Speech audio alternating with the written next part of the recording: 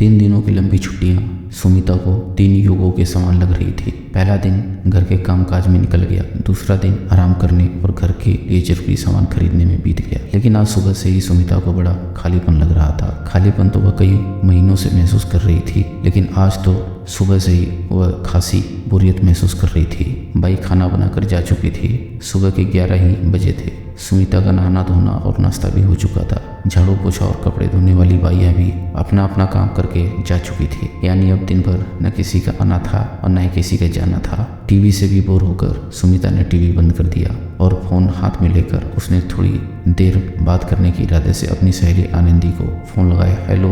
उधर से आनंदी का स्वर सुनाई दिया। हेलो आनंदी, मैं सुमिता बोल रही हूँ। कैसी है, क्या चल रहा है? सुमिता ने बड़े उत्साह से कहा। हो। आनंदी का स्वर जैसे ही तिक्त हो गया सुमिता की आवाज़ सुनकर। ठीक हो, बस घर के काम कर रही हूँ, खाना नाश्ता और बच्चे, और क्या तू बता? कुछ नहीं यार, बोर हो रही थी तो सोचा तुझसे बात कर लूँ। चलना दोपहर में पिक्चर देखने चलते हैं। सुमिता उत्साह से बोली। नहीं यार, आज रिंकू की तबीयत कुछ ठीक नहीं लग रही है, मैं नहीं जा पाऊंगी। चल अच्छा, फ़ोन रखती हूँ, घर में ढेर सारे काम हैं। पिक्चर देखने का मन तो मेरा भी कर रहा है, पर क्या करूं, पति और बच्चों के ढेर सारे काम और फरमाइशें होती हैं, कहकर आनंदी ने फ़ोन रख दिया। सुमिता से उसने और कुछ नहीं कहा, लेकिन फ़ोन डिस्कनेक्ट होने से पहले सुमिता ने आनंदी की वह बात स्पष्ट रूप से सुन ली थी जो उसने शायद अपने पति से बोली होगी। इस सुमिता के पास घर गृहस्थी का कोई काम तो है नहीं, दूसरों को भी अपनी तरह फुर्सतिया समझती है। बोलते समय स्वर की खींच साफ महसूस हो रही थी। फिर शिल्पा का भी वही रवैया, उसके बाद रश्मि का भी।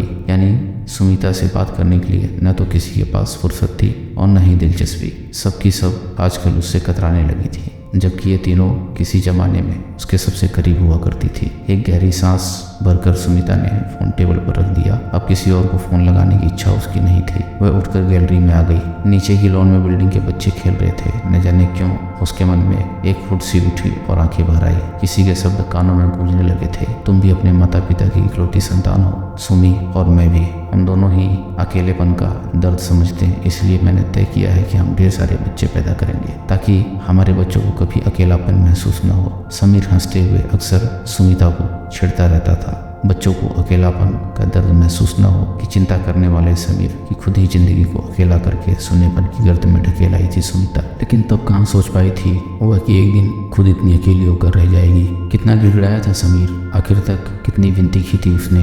प्लीज़ सुमी, मुझे इतनी बड़ी सजा मत दो। मैं मानता हूँ कि मुझसे गलती हो गई है, लेकिन मुझे एक मौका तो दो, एक आखिरी मौका। मैं पूरी कोशिश करूँगा कि तुम्हें आपसे शिकायत का मौका न मिले।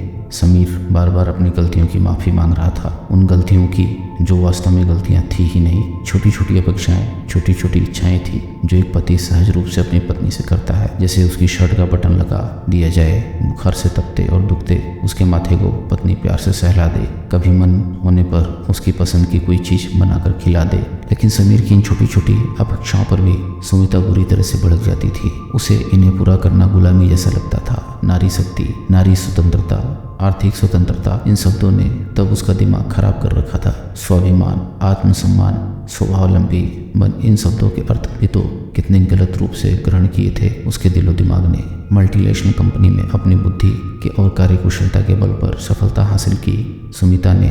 फिर एक के बाद एक सीढ़ियाँ चढ़ती सुमिता पैसे और पद की चकाचौंध में इतनी अंधी हो गई कि आत्मसम्मान और अहंकार में फर्क करना ही भूल गई। आत्मसम्मान के नाम पर उसका अहंकार दिन प्रतिदिन बढ़ता ही गया कि वह बात बात में समीर की अवहेलना करने लगी। उसकी छोटी छोटी इच्छाओं को अनदेखा करके उसकी भावनाओं को आहत करने लगी। उसकी अपेक्षाओं की उपेक्षा करना सुमिता की आदत में शामिल हो गया। समीर चुपचाप उसकी सारी ज्यादतियाँ बर्दाश्त करता रहा, लेकिन वह जितना ज़्यादा बर्दाश्त करता जा रहा था उतना ही ज़्यादा सुमिता का अहंकार और क्रोध बढ़ता जा रहा था। सुमिता को भड़काने में उसकी सहेलियों का सबसे बड़ा हाथ रहा। वे सुमिता की बातों या यूँ कहिए कि उसकी तकलीफों को बड़े गौर से सुनती और समीर को भला बुरा कहकर सुमिता से सहानुभूति दर्शाती। इन्हीं सहेलियों ने उसे समीर से तलाक लेने के लिए उकसाया था। तब यही सहेलियाँ सुमिता को अपनी सबसे बड़ी हितचिंतक लगी थी। ये सब दौड़ दौड़ कर सुमिता के दुखड़े सुनने चली जाती थी और उसके कान भरती थी। तो क्यों उसके साथ काम करे? तो क्या उसकी नौकरानी या खरीदी हुई गुलाम है? तो साफ मना कर दिया कर। एक दिन जब समीर बाजार से ताजा टिंडे लाकर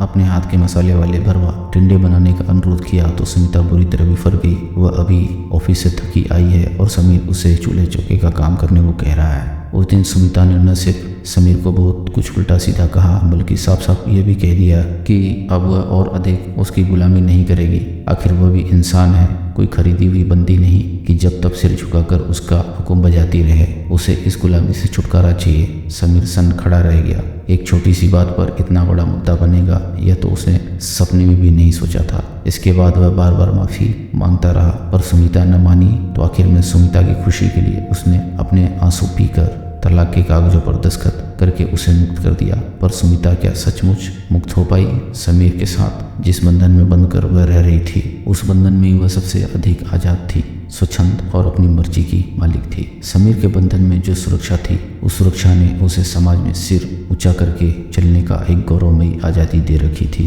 तब उसके चारों ओर समीर के नाम का एक अद्भुत सुरक्षा कवच था जो लोगों की लोलुप और कुतिष्ठ दृष्टि को उसके पास तक फटकने नहीं देता था। तब उसने उस सुरक्षा कवच को पैरों की बेड़ी समझा था, उसकी अवहेलना की थी। लेकिन आज सुमिता को एहसास हो रहा है कि उसी बेड़ी ने उसके पैरों को स्वतंत्रता से चलना बल्कि दौड़ना सिखाया था। समीर से अलग होने की खबर फैलते ही लोगों की उसके प्रति दृष्टि ही बदल गई थी। औरतें उससे ऐसे बिगड़ने लगी थी जैसे वह कोई जंगली जानवर हो और पुरुष उसके आसपास मंडराने के बहाने ढूंढते रहते थे। दो चार लोगों ने तो वक्त बेवक्त उसके घर पर भी आने की कोशिश की थी। वह तो समय रहते ही सुमिता को उनका इरादा समझ में आ गया, नहीं तो अब तो बाजार या कहीं भी आते जाते सुमिता को एक अजीब सा डर, असुरक्षा तथा संकोच हर समय घेरे रहता है। जबकि समीर के साथ रहते हुए उसे कभी कहीं पर भी आने जाने में किसी तरह का डर नहीं लगा था। वह पुरुषों से भी कितना खुलकर हंसी मजाक कर लेती थी, घंटों गप्पे मारती थी, पर न तो कभी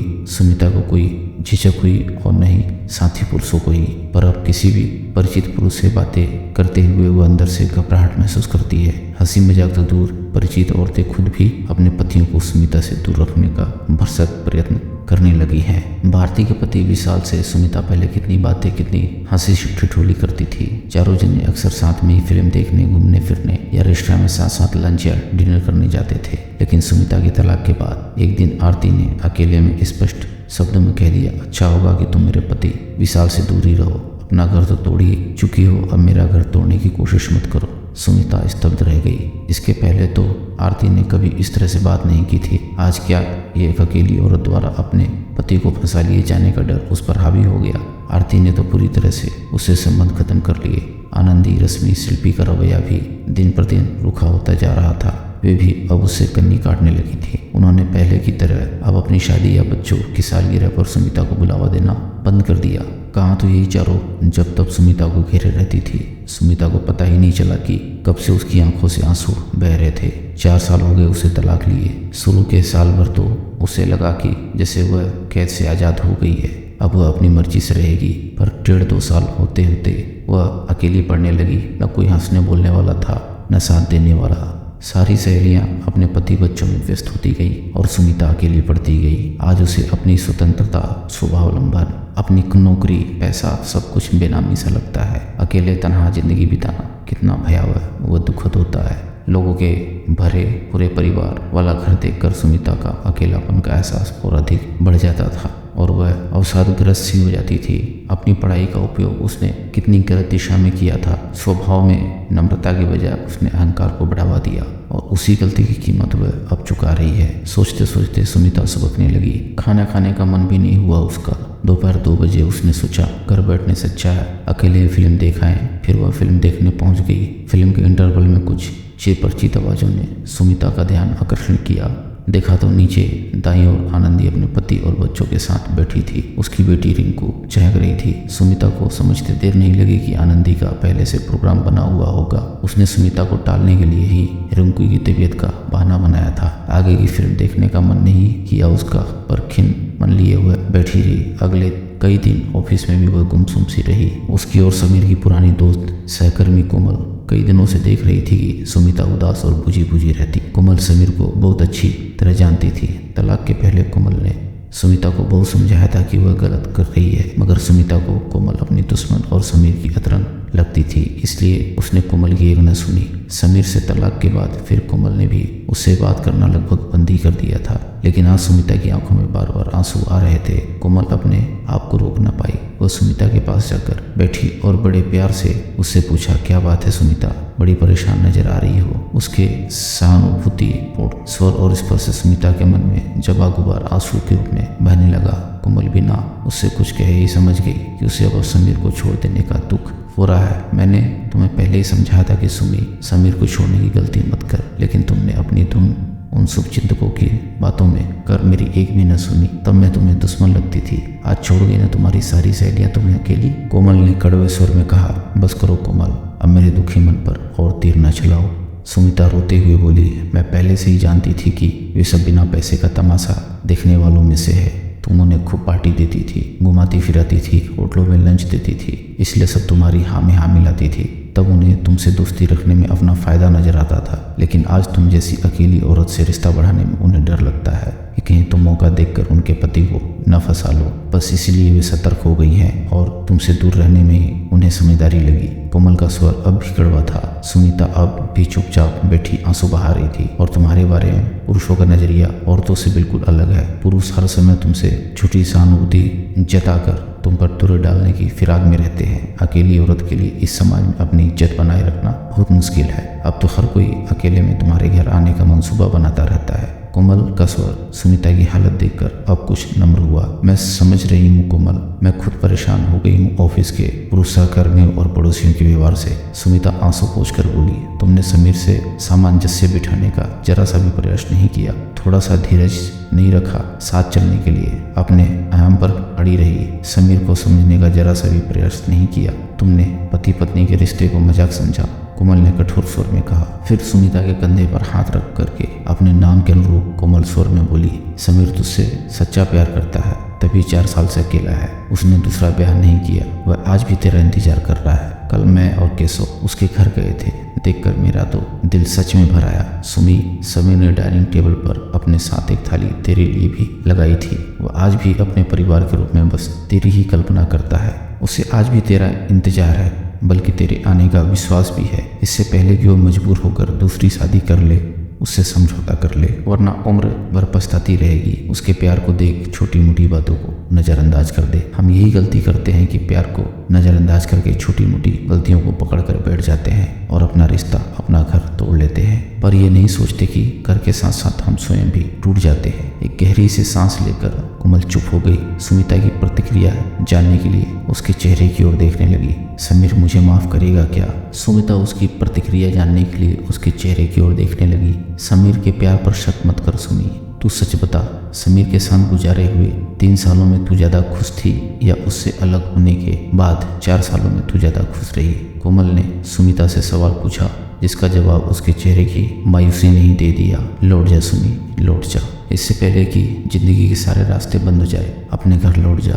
4 साल के भयावह अकेलेपन की बहुत सजा भुगत चुके तुम दोनों। समीर के मन में तुझे लेकर कोई गीला नहीं है। तू भी अपने मन में कोई पूर्वाग्रह मत रख और आज ही उसके पास चली जा। उसके घर और मन के दरवाजे आज भी तेरे लिए खुले हैं, कोमल ने कहा। घर आकर सुमिता ने कोमल की बातों पर गौर करी। सचमुच अपने अहम के कारण नारी शक्ति और स्वभावलंबन के नाम पर इस अलगाव का दर्द भुगतने का कोई अर्थ नहीं है। जीवन की सार्थकता रिश्तों को जोड़ने में, तोड़ने में नहीं। तलाक के बाद उसे ये भली भांति समझ में आ गया था, स्त्री की इज्जत घर और पति की सुरक्षा देने वाली बाहों की घेरे में ही है। फिर अचानक ही सुमी समीर की बाहों में जाने के लिए मचल उठी। समीर के घर का दरवाजा खुला हुआ था। समीर रात में अचानक ही उसे देखकर आश्चर्यचकित रह गया। सुमी बिना कुछ बोले उसके सीने से लग गई। समीर ने उसे कसकर अपनी बाहों में बांध लिया। दोनों देर तक आंसू बहाते रहे, मानो मन का महल और 4 सालों की दूरियां आंसुओं में धुल गई हो।